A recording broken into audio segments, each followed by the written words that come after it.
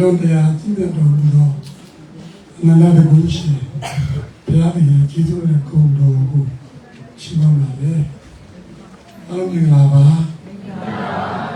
ငြိမ်းချမ်းကြပါစေ။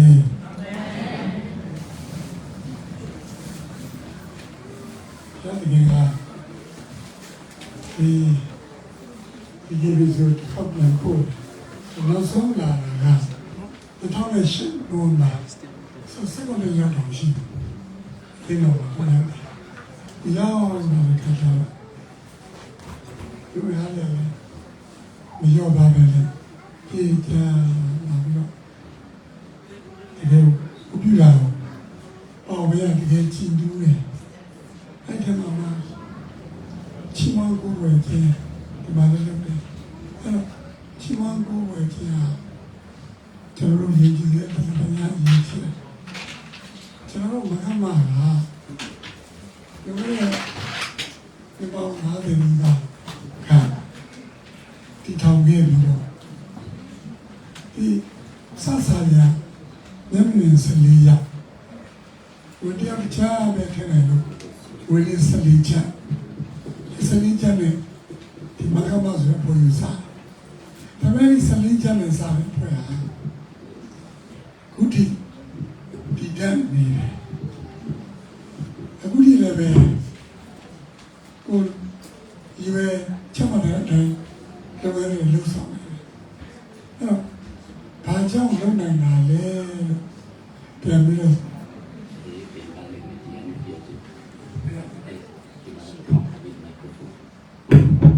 ဝေးလာနည်းနည်းမကောင်းဖြစ်သွားတယ်အဲဆိုကန်တွေมีကြီးမားတယ်လားပဲနေတဲ့ဟာပါလို့အဲဒါကြောင့်အဲ့တော့ကျွန်တော်ဒီမကမာလေးဒီလိုဆက်တဲ့ခံပါဘာကြောင့်ဆက်နိုင်လဲဒီမှာအဲ့တော့ဟာစုတောင်းပြီးစုတောင်းခြင်းချမ်းပဲဖြစ်တယ်ဆိုတော့ဒီလာလို့သိကြတယ်။အဲတော့ကျွန်တော်တို့90ကျောင်းလာတော့ဒီ2020ကကျန်တဲ့ပြည့်တဲ့အစားချီးမွမ်းတယ်ဒီ90ကိစ္စချီးမွမ်းတဲ့ခါကျတော့ဒီကနေ့မလာမှာသူတို့ကလူ900ကိုပြီးတော့ချီးမွမ်းတဲ့ပွဲမှာညပိုင်းစီစဉ်လောက်တဲ့ခါတော့ဘာမှတော့လူအပစံလူကိုလူအုပ်အလောက်အများကြီးနဲ့လုပ်မလွယ်လို့ညအိမ်ကြီးနေလည်းမလွယ်တော့လူအားရမိပါဘူး3ရက်ကျွန်တော်ကျောင်းမှာအဲ့ဒီတော့လို့ဆောင်နေတယ်ညလည်းမလုပ်ရတာကျောင်းကြတယ်ဟိုအပါဖားလည်းတော့လက်စီကန်တစ်စီမကြောက်ဘူးအဲ့ညလုံးတော့အဲ့ဒီည3ညကိုကျွန်တော်ကောင်းနေပြီအမှန်ညာစုတောင်းခြင်းမှပြီးစုတောင်းခြင်းတော့ဒုတိယညာကတော့စုတောင်းခြင်းမှပြီးချီးမွမ်းခြင်းစီဖို့တတိယညာကတော့ချီးမွမ်းခြင်းမှပြီးချီးမွမ်းခြင်းစီတော့ဆိုတော့ဒီ50ရဲ့အချိန်အဲ့လိုပိုင်းလေးကိုပြီးတော့ဆောင်ရတာဖြစ်ပါတယ်အဲ့ဒီမှာချီးမွမ်းဖို့ရတော့ကျွန်တော်ကြည့်လို့ရတယ်။ဒါလည်းပဲကိုအားရှိလာတယ်။ဟောချီးမွမ်းဖို့တဲ့အခါမှာဆရာလက်ဆက်နေတယ်ကွာ။အဲ့ဒီချီးမွမ်းဖို့ဝယ်တဲ့လူတွေအလယ်မှာဘုရားကြီးကိုယ်တိုင်စံတယ်လို့ကျွန်တော်အားရရှိတယ်။အဲ့ဒီချီးမွမ်းဖို့တဲ့အချိန်မှာနော်အနာရောရတယ်ငြိမ်းနိုင်တယ်။အတိတော်ရဲ့တူတမှုတွေပဲဘုရားကြီးမာစာသိရည်ကြည့်တာ။အဲ့ကျွန်တော်ချီးမွမ်းပြီးချီးမွမ်းဒီနေ့ရတော့ကျွန်တော်ဆရာကြီးကိုလာပြီးတော့အကျိုးရောပြောပြီးတော့ဆရာလည်းခေါ်တယ်ဘုရားကြီးလိုရှိလို့ရောက်လာတဲ့ခါမှာကျောက်ပြောပြနေတာအများကြီးတွေက ဒီစတောင်းကြီးအကြောင်းကျွန်တော်ကစတောင်းကြီးအကြောင်းကိုမပြောဘူးဂျူဘလီဖြစ်တယ်ဦးမယ်ကဲဒီဂျူဘလီမှာငါတို့ကသူတို့ဘာများကျေးဇူးပြုနိုင်မလဲစဉ်းစားလိုက်တဲ့ခါကျတော့ဘာဖြစ်ဆိုရင်စာအုပ်တို့ထုတ်မယ်အဲဒီစာအုပ်ကမခါမမဤစတောင်းကြီးတက်ပြီမခါမဆောင်းကြီးတက်ပြီအဲ့တော့စတောင်းကြီးကိုကျွန်တော်ကယုံကြည်သူဖြစ်လာတာ93မှာဒါပေမဲ့ကျွန်တော်စပြီးတော့ဘုရားကိုရှာနေတော့စတောင်းတယ်90စမကမနဲ့ငါးတယ်အခုကျွန်တော်စတောင်းကြီးတက်တယ်ဆိုဆောင်းပါဒီပေါင်း55အတွင်းမှာဘုရားကြီးယူခဲ့တယ်တက်တယ်လို့ရေးတာအကုန်လုံးတက်တယ်ခံမနိုင်ဘူးကျွန်တော်စတောင်းကြီးပတ်တယ်စတောင်းကြီးပတ်တယ်အပြေရတယ်အဲ့ဒါဆက်မှတ်တယ်အဲ့ဒါဒီကိုပဲအခုကျွန်တော်စောင့်ပြနေကြတယ်မကမစတောင်းကြီးတက်တယ်ဒီမှာဖြတ်ဖို့ပါလာအဲ့တော့ကဲစတောင်းချင်းဒီဖယားတမန်ကျမ်းမှာတော့ဒါတော့ ask God အဲ့တော့အချုပ်ကြီးပေါ့ဒါပေမဲ့ဒီမှာဖယားတမန်ကျမ်းမှာခုနကဖတ်တာပြီယုံကြည်ခြင်းပါလေရလာပြီးစတောင်းတဲ့များတို့ကိုတင်တို့ဒီရကြတယ်ယုံကြည်ပါဆိုရမယ်လို့အတိအကျပြောတမန်ကျမ်းစာကပြောတဲ့အကြောင်းကို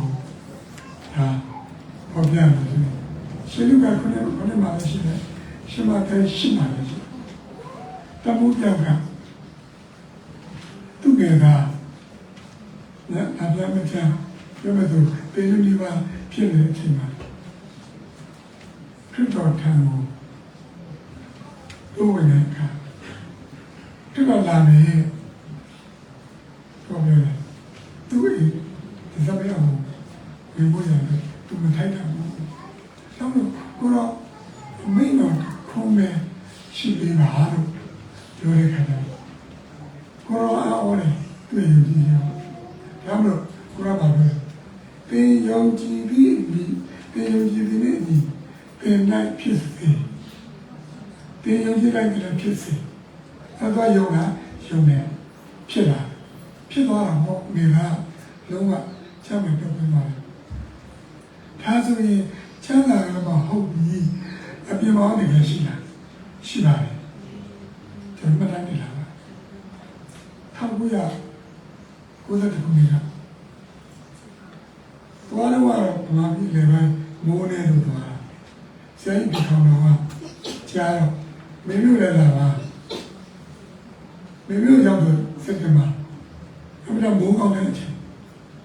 စက်တင်ဘာဒါနဲ့အစီအစဉ်တွေတော့ရလုံးမယ်ဘာကမှတော့ရမိုးဝေးတော့သူတို့ပြောတော့ဒီကလေးပေါ်လာတော့တွေ့ရမိုးဝေးလူကြမယ်ခေါ်ရဖွဲ့ဒီဘွဲကစတောင်းရဘွဲဒီဘွဲခါလာပြည်ဒီဘွဲဒီဘွဲအစားတော့ဘွဲဒီဘွဲတော့လိုက်လမရောမျိုးလို့အစဝိတ်တိုင်ပြီးလည်းပြည့်ပြီးတော့စတောင်းနေရပြီမူကတော့ပြောနေတာမိုးကတော့ပြည့်နေလာပါပြည့်နေလည်းခေါ်စတောင်းရဘွဲခေါ်ဟဲ့စလုံးပါစတောင်းကဲစတောင်းပဲတောင်းပြီးသွားပြီအဲ့တော့ခန္ဓာပြည်ပြီးဘွားတကယ်လမ်းကြတယ်တို့တယ်ဘကောင်းရတယ်အဲ့ဒါနဲ့စတောင်းရဘွားဘာဖြစ်လို့ကောင်းရမှာမမိုးရမယ်လေဟာအခုပဲမိုးပြောင်းစတောင်းပြီးပြီလေအဲ့ဒါကတယ်ဘကောင်းရလားဒီကပြန်မယုံတာဟာအဲ့လိုတော့ခရဒီပဲအဲ့လိုပြောခံတယ်အမှန်ကတော့အဲ့မင်းတို့ရှိမှတဲ့ကြောင်ဝင်ရရမယ်စင်လို့အဲ့ဒီညစင်လို့ဆုတောင်းလိုက်ပြီးအတဲကနေပြီးတော့ ပွဲပြီးတဲ့ဒီဘာမိုးတစ်စက်မှမချဒါပေမဲ့မင်းမျိုးမှာမိုးမရွာလို့လားလို့ပြီးမဟုတ်မင်းကမိုးကြည့်တယ်ပါလေဒါပဲတော့ရှင်မတဲ့တာဝင်တော့မင်းလည်းကိုကပ်ပြောချင်တယ်ဟာလေလူရဒီတော့လည်းကပ်ချင်တယ်မနေ့ကအဲ့မှာကိုရက်ွက်တယ်မှာကရာရီမျိုးရေရေမောင်းတာအကြည့်တယ်ဒါပေမဲ့ရှင်မတဲ့ဝင်တယ်ပြီးတော့အဲ့ရုံကြည့်ကြည့်ပါစတောင်းတာဘယ်လောက်ယုံလဲတလည်းမတော့မကောင်းတော့ကျွန်တော်ဝါပြတ်တာယုံကြည်ခြင်းပါပြီးတော့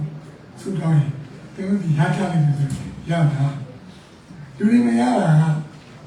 ကယုံကြည်ခြင်းမပါဘူးတော့အဲ့လိုပြောတော့သူတွေကဆရာတို့ကပဲယုံကြည်တယ်လို့အဲ့လိုပြောရမှာမဟုတ်ဘာပြောပြသူလေချို့ရစတောင်းနေဆောင်းဟုတ်ကြတော့ဟာဒါလည်းမြတ်ဘာမှမလုပ်ရဘူးလုပ်လိုက်တော့ပေးကဆက်စတော့မရတော့မယုံကြည်ဘူးမယုံကြည်ဘူးအဲ့တော့ဟမ်လို့စတောင်းချင်တဲ့ပတ်ယုံကြည်ခြင်းမှာပါလာပြီးစတောင်းတဲ့များဒီလိုနေရတာပြောင်းကြတယ်တော့နံပါတ်1ပြီးမရမချင်းစတောင်းပါကျွန်တော်ပြီးတော့ပြရမှာဆက်မရမချင်းစတောင်းပါအဲ့ဒါကိုကျမ်းသာမှာဒီလားကျမ်းသာမှာကြည့်တယ်ကြတယ်ရွတ်လို့ပြု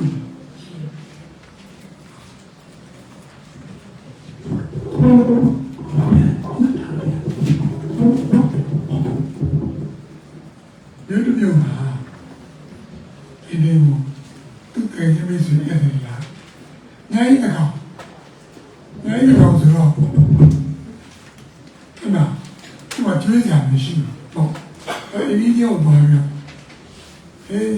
ကားမှာနိုင်တကောင်ကအဲ့ဒါလာတယ်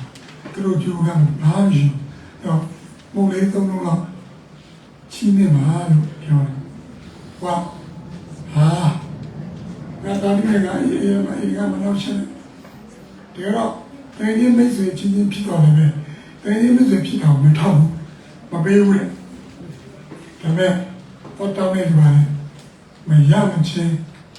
တောင်းမယ်မရမချင်းတောင်းတယ်သူကလည်းကျွေးရမှာမရှိတာအဲ့တော့မရမချင်းလည်းတောင်းလိုက်တော့ဘုရားအရာထားပြီးသူလိုတဲ့မှုတွေကိုပေးလိုက်တာကျမ်းစာပိုင်းပြန်ပြောတယ်သူစိကျမ်းစာပိုင်းမရမချင်းတောင်းရတာရပါဘောသူတွေအပြင်းမမရဘူးရမှာဘောကျမ်းစာကတကယ်ရှိကိုယ်တိုင်တုံနေသားတယ်ရှင်လူကစိတ်တယ်ကိုယ်တိုင်တုံနေသားအဲ့တိုင်းလို့ရမှာအဲ့တော့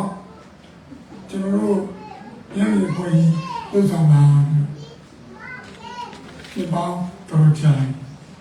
အပြင်တော့ဒီထောင်တော့ညနေအများစုပါတယ်အတိတ်ကဘာလို့ဖြစ်လဲဒါကြောင့်ဘုရားကြောင့်မရှိဘူးဒီရန်ကုန်မြိုင်နေကြောင်းရဲ့ community hall မှာရှိခိုးတယ်ဒီရမယ့်ချက်တော်ဖြစ်သွားချက်ဖို့ချက်ပါအဲ့ဒီမှာပြန်ရှိလို့ဒီမဲ့ဒီအုပ်ချုပ်စီမံရေးဖွဲ့တာဟာစက်ပေးနေတော့ကတင်းစားလည်းရှိတယ်ကော်မတီလည်းရှိတယ်အဲ့လိုလည်းပြင်မှန်းတယ်ဒါပေမဲ့ကိုယ်ပိုင်ဘုရားကြောင့်မရှိဘူးဒီ community hall ဆိုတာတခြားစီတွေလုပ်တယ်ဘုရားဒီနဲ့ရှိတဲ့ဘုရားကြောင့်ရှိစေချင်တယ်ဆိုပြီးတော့တိုက်တွန်းတယ်တော့ပိုင်းတော့ရရှားပြီးတဲ့ဘောလုံးကြောင့်အဲ့ဒီချိန်မှာကျွန်တော်တင်းတော့ကတင်းလူကြီးတယ်ကဲလုံးကြစို့ဆိုကောင်းပြီလုပ်မယ်အဲ့ချိန်မှာကျွန်တော်လည်းပြည်တော်တစ်ခုမှာကျွန်တော်တို့အတင်းတော်ပြောစရာကြီးကျွန်တော်လည်းလက်ထားဘုန်းတော်ကလည်းပါအဲ့ဒီလိုပါကျွန်တော်ပြောတယ်ဒါတို့လေဘာပြကြောင်း ဒီဘောအောင်လေးဝင်အောင်လေးဝင်ကတိတရေကြီးကိုဆောင်ရအောင်ပြောတယ်အဲ့ဒီနေ့မေလာနေရနေထောက်ဝဲလေး2004လေးခုအဲ့ဒီနေ့အစားတော့ကျောင်းလေးဝင်နေအားလုံးဆူတောင်းချက်တင်တာကဲဆူတောင်းကြတော့ဘုရားကျောင်းရောက်တဲ့တောင်းကြတော့တောင်းတဲ့ခါကျတောင်းတယ်ကျောင်းကလေးတွေအခုကမှစစ်ချဒါပေမဲ့၄ခန်းနဲ့တော့ကြာတော့ဆရာကြီးစစ်တောင်းရအောင်ပါလားဘာပြောလဲငါးနှစ်လောက်ကြာပြီဖះတောင်းမရဘူးဟုတ်တယ်ဟုတ်ပြီကဲဖះတောင်းကဲဘယ်လိုမရဘူးလားမရဘူးတို့ဘာလို့တောင်းလဲဖះတောင်းရမတောင်းဘုရားရင်ဆက်တောင်းတော့တောင်းမယ်ရှင်းတဲ့ထဲရောက်လာပေးခံဟေးဘယ်လိုပြန်ရောက်မရသေးဘူးလားတောင်းမှာမရမချင်းတောင်းမှာနော်ဟာငါနေကြလို့ကိုနေကြလို့မရဘူးဒါနဲ့ပဲမဖြစ်ဆိုရင်ကိုနေထဲရောက်ပါကိုနေနောက်ခင်ဗျားလာကိုနေပြီးတော့အဲ့ကြတော့ဘုရားကြီးလှုပ်ဆောင်နေတယ်ဒါမင်းဆောက်တော်လေဆောက်တော်ဆိုတော့ဆောက်မှာဟောဘုရားကြီးရှင်ခါအတန်တော်ရောက်လာဆောက်တော်ဆောက်အဲ့ဆောက်တဲ့ခါကျတော့ကျွန်တော်ဆောက်ချင်တဲ့အနေထားနဲ့ကျွန်တော်ရှိတဲ့ပုစံနဲ့မကကျွန်တော်ပုစံအဲ့ခေါ်နေစလို့ရှိတယ်အဲ့ဒီပြပြလုံးဆောက်ပြီးထိုင်မှုဆိုခုံဝဲလေးလာအဲ့ဒါနေပေပေါင်းလေးက60လက်ထမနေနေရှိပြပြလုံးဆောက်အဲ့ဘာမျိုးလဲကျွန်တော်ပနေရိုက်ပြီးတော့ဆောက်တယ်ပနေရိုက်ပြီးတော့ကျွန်တော်ကလိုက်ပြီးတော့ဟိုပစ္စည်းတွေဝင်တဲ့ခါမှာဟာလူပြောတယ်သဘောကောင်းတယ်ကျွန်တော်ဘုရားကျောင်းကြီးအတိုင်းအတာရှိတယ်လို့ပစ္စည်းဟိုတိတ်120နဲ့ရောင်းပြီးတော့အဲ့ဒီဟာနဲ့ကျွန်တော်ခေါ်အောင်တိုင်းသူဆောက်လိုက်တာကျွန်တော်ဘုရားကျောင်းဘယ်လောက်ကျယ်လဲဆိုအလျား140ဖြစ်ပြီးအနာက86ဆမ်းတဲ့လူကြီးက1500ကျောင်းထဲမှာ9သိန်းပဲရှိတယ်အဲ့ဒီတန်ရောင်းပြီးတယ်တန်ဖရင်ရောင်းပြီးတဲ့လူတွေကိုကျွန်တော်9သိန်းနဲ့ပြီးတယ်9သိန်းကိုရပါလေဒီလိုဆောက်အဲ့တော့ခုလူကလာပြီးလားဒီလူကလာပြီးလားခါလူလာမောင်းအုတ်ကိုင်းစီဝင်လာတော့ကိုယ်ကအုတ်လည်းမပါဘူးလေအုတ်တော်လည်းမပါဘူးအဲ့ကိုယ်ကကျွန်တော်မမအောင်တယ်မမအောင်ဆိုပြီးတယ်အုတ်လူချင်းလို့လေဟာအုတ်လူချင်းလို့အလူချင်းလို့ယူပါပေါ့ဟာချာအဲ့လာလို့ဥစ္စာပန်ရခရီးရအောင်ဒါနဲ့လိစာလေးယူထားတော့အုတ်လည်းကျွန်တော်တို့လေဟာလာဖို့ပြောင်းခရီးလာဖို့လေအဲ့လိုနဲ့စောင့်တာဆောက်ရမနေ့ကျတဲ့နေရာနေပြီးတော့အဲ့မှာတော့ကျွန်တော်ကဆောက်တာဇန်နဝါရီ7ရက်ဆောက်တယ်ကျွန်တော်ဟိုမလာနေကြတော့အတန်းလာပဲဒါမင်းစက္ကန့်နေကိုဖိတ်တာထုတ်တော့ဆိုတော့ထုတ်ခိုင်းတာလေမေလ2013မေလ19ရက်ပြည်ကောစင်တေးပြည်ကောဒီလေအဲ့တော့ကျွန်တော်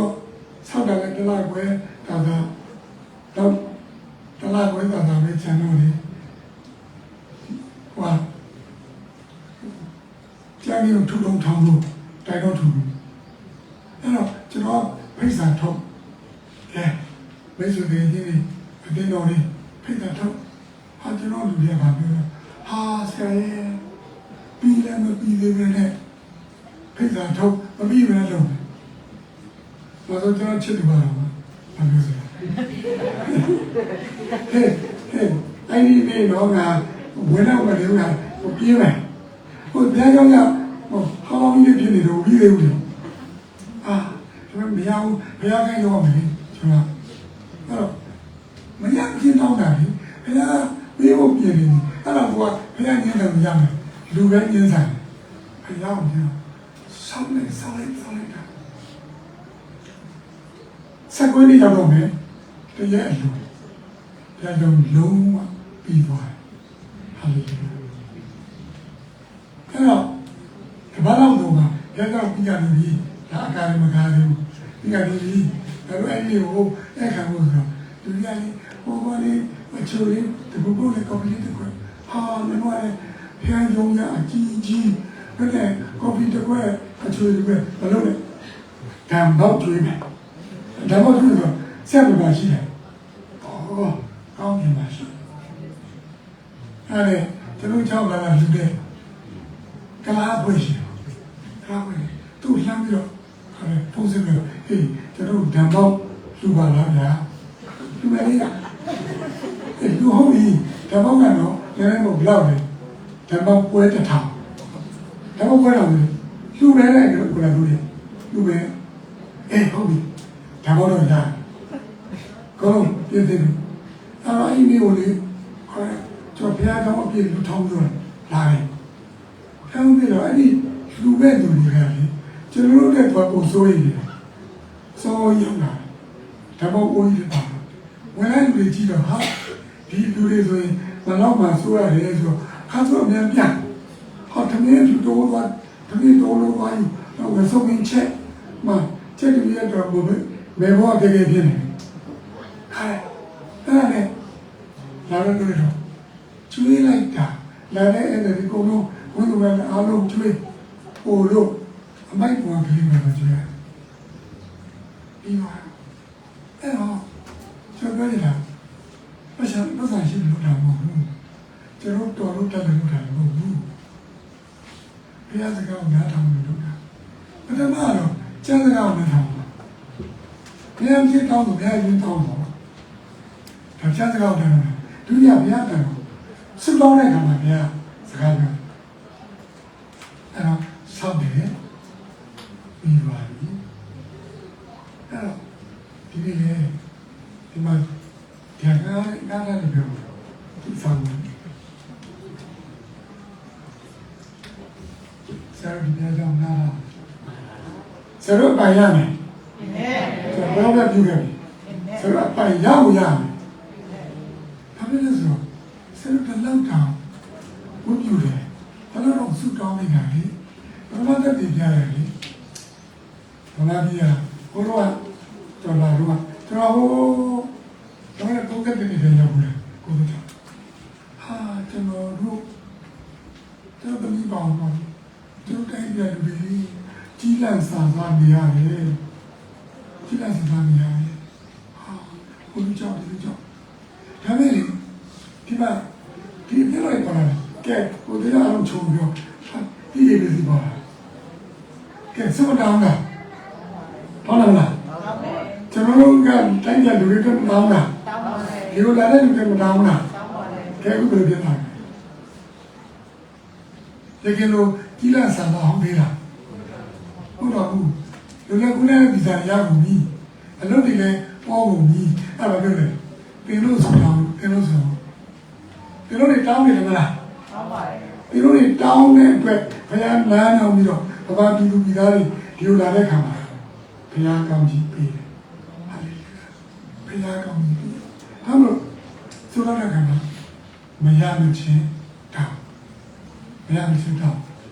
မရတဲ့နဲ့ကြားမရတော့ဘူးမဟုတ်လားမရတဲ့နဲ့ကြားနေတယ်မရတော့ဘူးကဲဒုတိယခေါင်းစဉ်အားမျိုးပဲစူးစား၍တောင်းပါအားမျိုးပဲစူးစား၍တောင်းပါအားမျိုးပဲစူးစား၍တောင်းအဲ့တော့ကျွန်တော်ကာလဒီကြောင့်လည်းစောင်းနေပါတယ်နော်အဲ့ကျွန်တော်ပြပြစီတယ်ကျွန်တော်တို့တွေကဘာကမှလူတွေကဘာကမှဆိုတာကတာဝန်အပွဲတွေပြီးသူ့အပွဲမဟုတ်ဘူး အစိုးရနဲ့နေကြောင်းဆိုတာဒါဘတ်ဂျက်ကဒါပါပြီးသားဒီကျောင်းကလည်းစားဖို့ဝန်ထမ်းစိတ်တွေဒါအသာကိုယ်စားတွေအားလုံးဒါဆိုရကပြတ်ထန်တာကျွန်တော်မရှိဘူးအဲ့တော့ကျွန်တော်မလုပ်နိုင်ဘူးစပြီးတော့ဘာကမှစတီးထောင်နေဆိုရင်ကျွန်တော်ကကြိုးစားမှုပြောတာနော်ဦးနေဝေးနေပြုလို့ဆိုတာတွေ့ရင်ပေါ်ဟိုနေနေလူတွေပါရင်ခက်ခဲပါလို့မမြင်မစမ်းနဲ့ကျွန်တော်အပေါ်လည်းမမြင်ကျွန်တော်လည်းမမြင်ဘူးအဲ့ဒါဦးနေဝေးဟိုအင်ဂျင်နီယာမှာလည်းမြင်ဆိုတော့ဒီကနေ့ကားလာခဲ့ဟိုဂိမ်းဝါရောက်တော့ဖျက်ပေးလို့အခုလေဦးနေဝေးတွေ့တယ်နော်ဟာဆိုဘယ်ရောက်လဲဘယ်သူနဲ့တွေ့ရမှာလဲသူပြောတယ်ဝန်ကြီးဘာလဲမတွေ့ရဘူးဟာဒီဝန်ကြီးကဟိုကြီးကတွေ့လို့မရဘူးဒါပေမဲ့ကျွန်တော်တော့အားမရှိစတောင်းရရှိစတောင်းရအဲ့ဒီလူနဲ့လာလိုက်တာဘာလဲဆိုဒီမှာလေကဲဒီချမ်းလေးဖတ်လို့ရအောင်ဟိုမြတ်ရှင်ရှာဟန်ဒီဆက်ရှိနေမြန်မာပေါ်ဒီလိုမျိုးနိုင်တရားခင်ကိုကြောက်ရွံ့လူကိုအာမနာတတ်တော်တရားတခြင်းတရားရှိထိုမျိုး၌နေတော်ဘုရားမတရားကြီးတရားသူကြီးထံသို့သွား၍ကျမရဲ့ဘက်ကိုလက်စားစေလောက်အောင်အပြည့်အမြတ်တန်းစီပါဟုတောင်းခံတော်လဲတရားစီရင်ရဲ့ကြာမြင့်စွာနေ၏ထို့နောက်တရားသူကြီးကငါပင်တရားခင်ကိုကြောက်ရွံ့လူကိုအာမနာတတ်တော်ဖြစ်တော်လဲဒီမုတ်ဆိုးမှဒီငါကိုနောက်ဆက်တော်ကြောင့်သူ့ဘက်၌တရားစီရင်မည်တို့မဟုတ်အစဉ်လာ၍ငါကိုဝင်ပန်းစေလိမ့်မည်ဟုစိတ်ထဲ၌တချက်ရှိ၏မတရားသောထိုတရားသူကြီးအကြံကိုမှတ်ကြလော့တရားခင်ရွေးကောက်တော်မူသောသူတို့သည်နေမြမပြတ်အော်ပြီး၍တောင်းလျှောက်၍တရားခင်သည်သူတို့ဘက်၌တရားစီရင်ပဲလေတော်မူမည်လော ဘုရားကြီးရေဝင်နေပြီလားမိညာမပြအော်ဒီလိုစတောင်းရင်ဘုရားကသူ့ရဲ့ဓမ္မစီမလားစီရင်တယ်လို့ကျမ်းစာပြောတယ်နော်ကျမ်းစာပြောလိုက်တယ်ပြောအဲ့တော့ကျွန်တော်မှသွားရင်မရဒါပေမဲ့ဒီကတော့စတောင်းလာပဲဒီခါလဲပေါ်ရင်းဆိုဒီခါမြိတ်ကြတောင်းတယ်ကျွန်တော်တို့ဒုက္ခပြီးတယ်ကျွန်တော်တို့ဒုက္ခပြီးကြတော့ရှိပေါ်ရင်းပြီးတော့တောင်းလာတယ်တနေ့ကျတော့ဟိုထောင်းရကိုယ်နဲ့မန္တာဟိုအဲ့ဒါနဲ့ဆက်တော့နေလာတယ်ဘယ်လိုဆိုင်တဲ့နေတော့ကြောင်းဟိုတဲ့အပြင်းမှုတစ်လာတယ်ဟာကျွန်တော်ဖိတ်မထားဘူးတခါတည်းကမတွေ့ဘူးဖိတ်လည်းမဖိတ်ထားဘူးဒါပေမဲ့ဆိုဒါပဲဆိုရင်ချူပါတော့သူလည်းကတော့အဲ့ထောက်ရပုံစံနဲ့မလာ28ရက်ကျွန်တော်ကြောင်းရောက်လာပြီးတော့ပထမဆုံးကလေကျွန်တော်ကျောင်းစာဖွဲ့ပြီးတော့မှလူမှုနဲ့ဦးစီးတာကလူမှုနဲ့ဆိုsocial welfare ဆိုကျွန်တော်ပူရမှာပေါ့နော်အဲပွားပြီးတော့ပြောတယ်အားမရဘူးခင်ဗျားကတရားဝင်ဖွဲ့ပြီးပုံလေဟာတရားဝင်ဖွဲ့ပြီးပုံဆိုပြီးတော့ဒါကလည်းကျွန်တော်တို့ဘာထောက်ပံ့ပြီးကျေးဇူးတော်တမောင်းမဆိုင်မှာဆံဝယ်စားဖို့အတွက်တော့မစိတ်သေးဘူးကိုလို့ပြရမှာအဲ့လိုနဲ့နေရအဲ့လိုနေရအဲ့တော့အဲ့ဒီနေရောက်တော့ဒိုင်းကိုဖတ်လာပြီးတော့သူလာပြီးတော့ကိုယ်ကတားလို့မရဘူးလက်ခံကျွန်တော်တို့အတိမတ်ပြပါတယ်နိုင်ငံတော်အဆက်အတိမတ်ပြပါတယ်ဟိုတော့ဆံလေးဝယ်စားပြရစီစောင်းလေးလုပ်ပြတော့မလုပ်ပေးတဲ့သူတွေကအခုကျကျွန်တော်တို့ဟိုသူတို့ထောက်ပံ့တယ်မှာအဆက်ပြည့်နေတော့ဒါတော့အမြင့်ဆုံးပေါ့ထောက်ပံ့ခြင်းအဆက်တော့တန်းပြီးတယ်အကြည့်တော့လူရသူ procedure နဲ့မိသားစုနဲ့မသွားဘူးလူကြီးကြောက်လို့တော့သူပေးတာ အစင်းသုံးပြီးအစင်းသုံးပြီးတော့ကျွန်တော်ဗာရပြီလားတနေ့ကိုဆံအိပ်ပေါင်း300 400အလကားရဘုရားဆံလေးဒီကစိတ်ဝယ်ဆောင်ခွင့်မပြုဘူးပြီးတော့ထောက်ပံ့နေတယ်ထောက်ပံ့ရဘုရားကျွန်တော်တို့လေ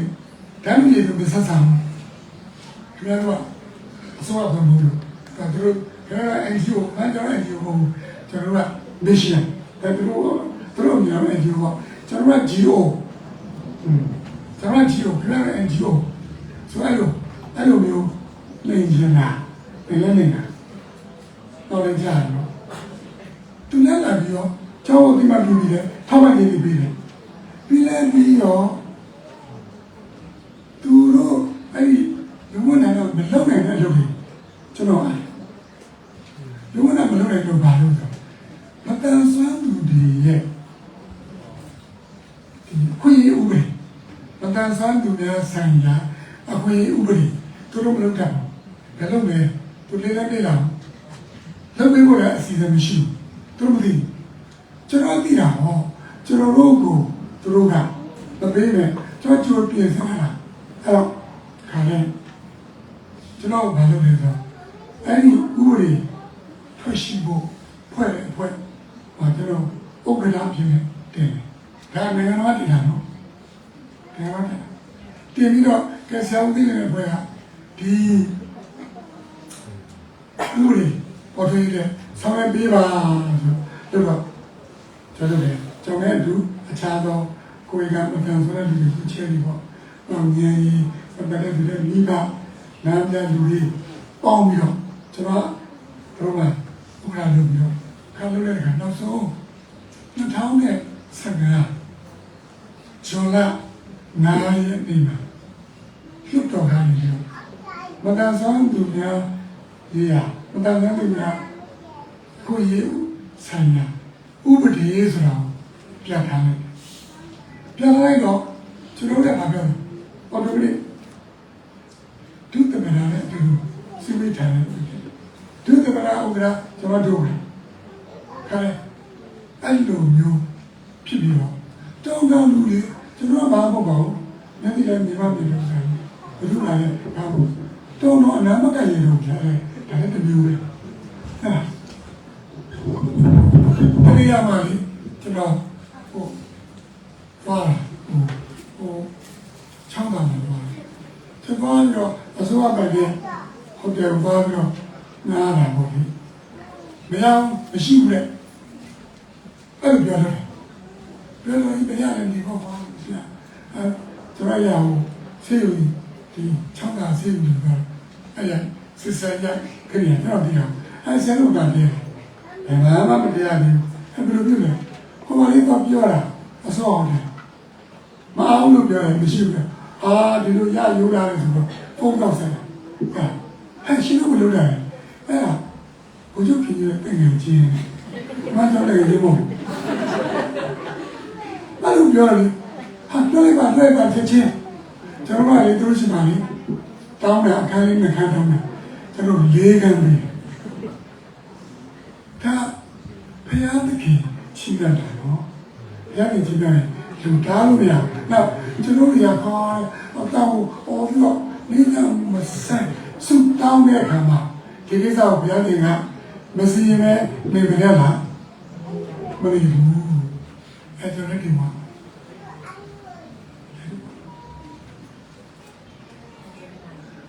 ကျွန်တော်အားမရှိလို့ဆရာကြီးအားမရှိလို့အားရှိဟောမှာတော့နောက်ဆုံးချက်ပဲကိုပြောတော့နောက်ဆုံးပြောအောင်အဲ့ဒါတော့ကဲဒီကုန်းချင်အဲ့ဒါတော့ချုပ်မယ်တော့မှပါလဲဆိုတော့ဒီလိုဒီတောင်းကြည့်တဲ့တော့ဒီလိုဒီကနေ့ဒီကနေ့ဒီလိုဒီတောင်းကြည့်တဲ့တော့တောင်းကြည့်ကြတယ်အဲ့တော့တက်ပြီးကြတာများကြီးတက်ပြီးမပြတော့ကျွန်တော်လည်းပြောလို့အဲ့ချမ်းလိုက်တာဒီလိုတောင်းရရမယ်ဒါပေမဲ့ဘယ် condition မှာဒီလိုဒီငါမိုက်ပြီးရငါစကားဒီဒီလိုနဲ့ပြီးပြီး ဒီလိုဒီတောင်းနေတာတောင်းရတာတော့ဒီလိုဒီကနေ့ဒီလေးစားတကယ်ရှိကိုမိမိရဲ့အဲဒီပဲရှိအရှင်းတကယ်အဖြစ်ယုံကြည်တဲ့ခါမှာအဲ့ဒါတင်ဟာတကယ်ရှိမှတည်တာပဲတကယ်ရှိဒီလိုတော့ကြောက်ပေါ်မှာတိကိုဒီစတင်ဆောင်ဒါပြီးပါပြီဒီလိုဒီတူနိုင်ဒီနောက်တစ်ခါဒီတင်လို့လိုက်ဒီလေးဆိုဟဲ့တမန်ကျန်တော်တော်မြတ်ထမကိုရဲစကားတွေညာရှိအဲ့ဒီညာကိုဖတ်ပြီးတော့ဟာတင်ယုံကြည်ဖတ်တော့တင်ယုံကြည်ဖတ်တော့တင်ယုံကြည်ဖတ်တော့တင်ယုံကြည်ပြီးနှလုံးသွင်းစိတ်ထဲမှာပြီးလို့ရှိရင်ပါမယ်လက်တွေ့ချက်စားမဆိုရကူလာတော့မရမရှိတောင်းသွင်းမရမရှိတောင်းမယ်ဆိုယုံပြီးတော့တောင်းမယ်ပဲလို့ပြောအဲ့လိုတောင်းတဲ့ခါမှာထူးခြားမှုရှိတယ်နော်ပထမအပြင်ကလည်းနောက်တစ်ခါဒီတင်မှတည်ဆိုဒီဘာဖတ်လဲကိုရစကားကိုသိဘူးလေဘာဖတ်လဲကျမ်းစာအဲ့ဒါကျမ်းစာပဲနော်ကျမ်းစာပဲနော်အဲ့လူ့ဘတ်တော်မဟုတ်ဘူးအဲ့ဒါတော့ဆိုင်နေတယ်ကျမ်းစာနဲ့တော့ကျမ်းစာဆိုတာဒီပတာကြီးကျမ်းစာအုံပေါင်းထောင်တဲ့ယူရတယ်ဒီပတာကြီးပုံလေးဆက်ပြီးတော့တောင်းတဲ့ကြည့်ရလို့ရတယ်ကျမ်းစာပဲဒါပေမဲ့အဲ့ဒီကျမ်းစာကိုဖတ်ပြီးတော့ဆင်းရဲနှလုံးသွင်းပြီးတော့ယုံကြည်လိုက်လျှောက်တဲ့အခါမှာအဲ့ဒီတမန်ကျမ်းစာဆိုဘာဖြစ်တာလဲနှုတ်ကပတ်တော်ဖြစ်သွားတယ်ဟာလေလုယာဘာဖြစ်လာလဲနှုတ်ကပတ်တော်ခုနကျမ်းစာအသက်ရှိတာကျမ်းစာအသက်ရှိတာရှိနှုတ်ကပတ်တော်အသက်ရှိတယ်ဒါဆိုရင်အသက်မရှိတော့ကျမ်းစာကိုဖတ်ပြီးတော့အသက်ရှိအောင်လုပ်ဖို့အတွက်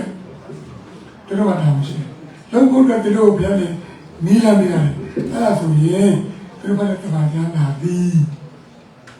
အသက်ရှိတော့တို့ဘာလို့ဖြစ်ပြီးတော့ဒီမှာဒီလိုတောင်းနေတာတော့ရကြတယ်